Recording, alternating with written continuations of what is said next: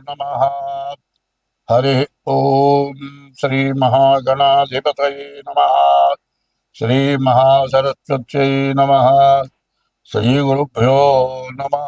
हरि ओम रामगुणाभिराम रघुराम पराक्रम भीम जानकी राम प्रपन्न राम बुधरंजित नाम सुधाम राम श्रीराम दुरंत दुर्भर विराम निष्कामयटंसु भक्ति मनसा गुरुपादमुलाश्रयं तुमा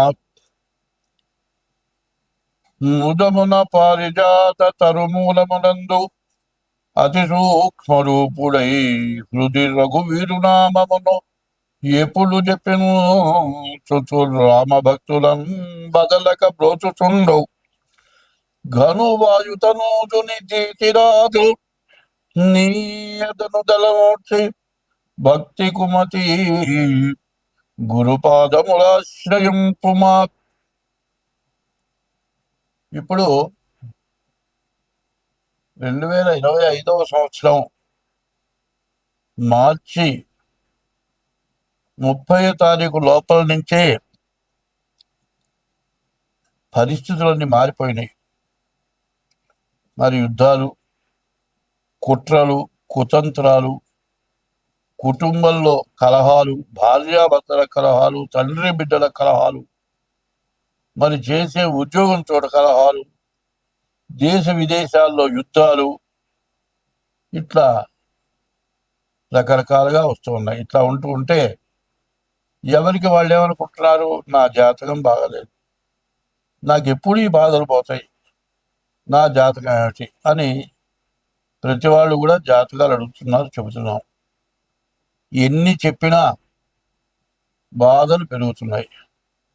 ఈ బాధలు ఎందుకు వస్తున్నాయి, ఎట్లా వస్తున్నాయి అనేది నేను ముందుగానే జనవరి నెలలో చెప్పాను. ముందు చాలా ఘోరాతి ఘోరాలు రాబోతున్నాయి. షడ్గ్రహ కూటమి రాబోతోంది. దీనివల్ల చాలా సమస్యలు వస్తాయి. ఈ సంవత్సరం పాపగ్రహాల యొక్క అధికారం ఎక్కువగా ఉన్నది. అందరూ ఇబ్బందులు పడతారు, జాగ్రత్త పడండి అని నేను ముందుగా చెబితే, మాస ఫలాలు చెప్పమంటే ఎందుకయ్యా ఇదంతా చెబుతావు, మాకు అవసరమైంది చెప్పు, ఇవన్నీ ఎవరికి కావాలి అని కొంతమంది నాకు ఫోన్ చేశారు. ఇప్పుడు నేను చెప్పేది ఏమిటంటే, మంచి అనేది చెబుతాం కానీ చెడు అనేది మాత్రం చెప్పం. చెడు ఉంటే దాన్ని పోగొట్టుకునే మార్గం చెబుతాం కానీ చెడు వచ్చే మార్గం చెప్పాం. దాన్ని వికటంగా కొంతమంది మాట్లాడారు. సరే, నాకు అనవసరం లేని పంచాంగంలో ఎవరి రాసులు ఎట్లా ఉన్నాయి ఇవి చెప్పాను. ఎన్ని చేసినా, జాతకాలు చూసినా, జాతకాల్లో దానికి తగినటువంటి దోషాల కోసం పూజలు చేసినా కష్టాలు మాత్రం పడట్లేదు. ఇది ఎందుకు కష్టాలు వస్తున్నాయి అంటే, ఒక్క ఉదాహరణ చెబుతా. మనకు వచ్చేది నెలకు ఒక 50,000 వస్తుంది అనుకోండి. ఒక నెలలో 2 లక్షల రూపాయలు అప్పు తెచ్చి ఖర్చు పెట్టాం. అప్పుడు ఈ 2 లక్షల రూపాయలు కొన్ని నెలలు తీరిస్తే కానీ సంవత్సరాలకు కూడా తీరుస్తామో లేదో అర్థం కాదు. అట్లా ఇబ్బంది పడటం సహజమేగా. అదేవిధంగా విదేశాల్లో యుద్ధాలు వచ్చినాయి. ఆ యుద్ధాలు వచ్చినప్పుడు ఏమైంది, విపరీతమైన ఖర్చు వచ్చింది. అన్ని దేశాలు సహకారం చేసినాయి. అందువల్ల ప్రతి వస్తువు మీద విపరీతమైన రేట్లు పెరిగినాయి.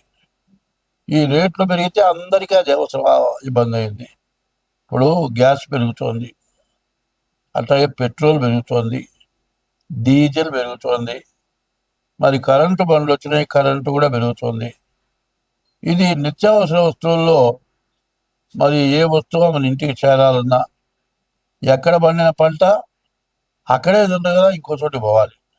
అవి రావాలంటే లగేజ్ ఖర్చులు ఉన్నాయి. ఇట్లా ప్రతి వస్తువు పెరిగింది. దీనికి తోడు విపరీతమైన వరదలు 2 నెలల పాటు, ఒక రోజంటూ ఖాళీ లేకుండా, ఒకరోజు ఖాళీ ఉన్నా ఇంకో రోజు బాగా, పగలు లేకపోతే రాత్రి, రాత్రి లేకపోతే పగలు, ఈ విధంగా విపరీతమైన వర్షాలు, వరదలు దీనివల్ల బీభత్సం అంతా కుళ్ళిపోయి కొన్ని జీవరాశులు నీళ్ళలో పడి చచ్చిపోయి నదులు పొంగిపోయి దీనివల్ల రకరకాలైన వ్యాధులు వచ్చి దోమకాటు పెరిగి మరి తిండి వరకే కష్టంగా ఉంది ఇప్పుడు. ప్రైవేటుగా పని చేసుకునే వాళ్ళు ఉన్నారు, బజార్లో బండి పెట్టి టిఫిన్ బండి వేస్తాడు. ఈ వర్షానికి వేసినా అమ్ముడు పోదు. అమ్ముడు పోతేనే అసలు కూడా జాలదు, మొత్తం అమ్ముడు పోవట్లేదు, మొత్తం దిబ్బలో బారేసుకుంటున్నారు. ఇట్లా కొంత నష్టం జరుగుతుంది కాదండి. ఎక్కడో టిఫిన్ చేస్తే ఎవరికో వాంతులు విరోచనాలు వచ్చినాయి, బలాంతో టిఫిన్ చేస్తే వచ్చిందని ఎప్పటికైనా మొత్తం బంద్, హోటల్తో సహా బంద్. ఇట్లా అయితే ఏమవుతుంది, డాక్టర్లు ఏం చెబుతున్నారు, వండినట్లు ఇంట్లోనే వేడి ఆహారం తినండి, కాచిన నీళ్లు తాగండి చెబుతూ ఉంటే తిండి తింటే ఖర్చు కంటే వ్యాధికి ఎక్కువ ఖర్చు అవుతుంది. ఇంటి యజమానికి వ్యాధి వస్తే వాడి ఇంట్లో కూర్చుంటే వాడి సంపాదన లేకపోతే ఇంకా ఖర్చు పెరుగుతుంది. ఇట్లా రకరకాలైన బాధలు పడ్డాం. ఇవన్నీ ఎందుకు వచ్చినాయంటే మనకు ఒక దుర్గుణం ఉంది. మనకంటే పైవాడిని చూసి మనం ఎట్లా బాగుపడతాం, వాడికంటే మనం ముందుకే ఎట్లా పెడతాం, ఇది ఒక ఆలోచన. అనుకుంటే అయ్యే పనే కాదు. ఎవడైనా సరే బాగుండాలి అనుకుంటే మనకంటే తక్కువ వాడిని చూసి అయ్యో వాడికంటే మనం బాగున్నాం, మనం ఎంతుంటే ఒక పూటన వాడి పెడదాం అనే ఉద్దేశం మనకు కావాలి. ఇప్పుడు అట్లా లేదు.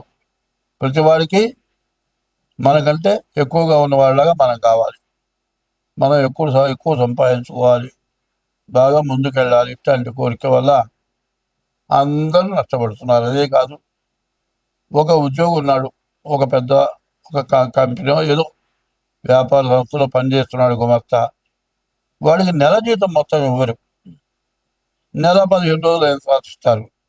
ఆ నెల 15 రోజులు అయిన తర్వాత కూడా 20 రోజులు ఉచితం ఇస్తారు. పోయిన నెల 15 రోజులు, ఈ నెల 15 రోజులు, 30 రోజులు జీతం ఆపుకుంటాడు. ఇట్లా జీతం ఆపుతూ ఆపుతూ ఆపుతూ ఒక 4 నెలలు, 5 నెలలు, 6 నెలలు జీతం ఆపుతాడు. తీరా జీతం ఇవ్వయా, నీ ఇష్టమైతే 25వ సంవత్సరం అక్టోబర్ నెల 10వ రాశి మకర రాశి. మకర రాశికి ఏళ్ళనాడు శని అయిపోయింది మార్చి 30తో. కానీ శని వక్రించాడు. నవంబర్ 27 వరకు కూడా మీ పరిస్థితి పూర్తిగా బాగాలేదు. ఈ మకర రాశి వాళ్ళు నమ్మి ఎవరైనా ఏనాడు శని అయిపోయిందయా నీ బాధలు పోయినాయి అంటే నమ్మబాకండి. నమ్మారంటే మీరు పనికి రాకుండా పోతారు. ఒళ్ళు దగ్గర పెట్టుకొని ఇంట్లో కూర్చొని గంజి దాగి బతికినా పర్వాలే, మంచినీళ్ళు దాగి బతికినా పర్వాలే. కొత్త సంపాదన కోసం, కొత్త వ్యాపారాల కోసం పోవద్దు. అట్లా పోయినట్లయితే మీ పరిస్థితిని బాగు చేసేవాడు ఎవ్వడూ లేడు. అందువల్ల మీరు ఎంత జాగ్రత్తగా ఉంటే అంత మంచిది. కాబట్టి మీకు చెప్పదగింది ఏమీ కనపడలే ఈ రాశి వాళ్ళకి. ఈ రాశి వాళ్ళు శనికి జపం చేయించుకోండి, గురువుకి జపం చేయించుకోండి. భార్యాభర్తలకు కూడా విరోధాలు వచ్చే పరిస్థితులు కనబడుతున్నాయి. కానీ కొన్ని గ్రహాలు బాగున్నాయి, కానీ మీ జాతక రీత్యా ఎట్లా ఉందో చూసుకొని మీరు తగిన శాంతి చేసుకుంటే మరి బుధుడు, రవి, కుజుడు, శుక్రుడు వీళ్ళంతా కూడా బాగున్నారు. ఈ బాగున్న వాళ్ళు మీకు ఉపయోగపడాలి అనుకునేటట్లయితే మీరు మాత్రం జాతక రీత్యా ఏముందో చూసుకొని శాంతి చేయించుకోండి. మీరు తెగ సంపాదిస్తారు ఈ నెలలో. స్వస్తి.